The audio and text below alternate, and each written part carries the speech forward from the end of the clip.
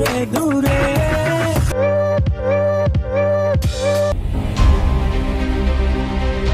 খুলনায় এক তরুণীকে নির্যাতনের অভিযোগে লেডি বাইকার এশাকে গ্রেপ্তার করেছে পুলিশ। রোববার দুপুরে তাকে আদালতের মাধ্যমে কারাগারে পাঠানো হয়েছে। খুলনার সোনাডাঙ্গা মডেল থানা পুলিশের ইন্সপেক্টর মোহাম্মদ মিজানুর রহমান ঢাকা পোস্টকে বিষয়টি নিশ্চিত করেছেন।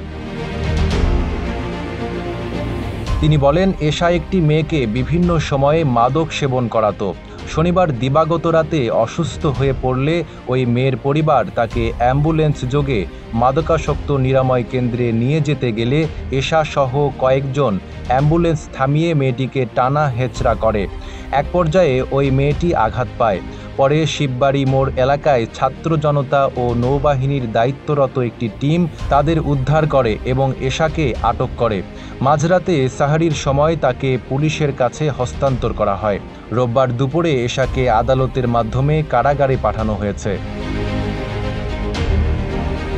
নাইম আরাবী, ঢাকা পোস্ট।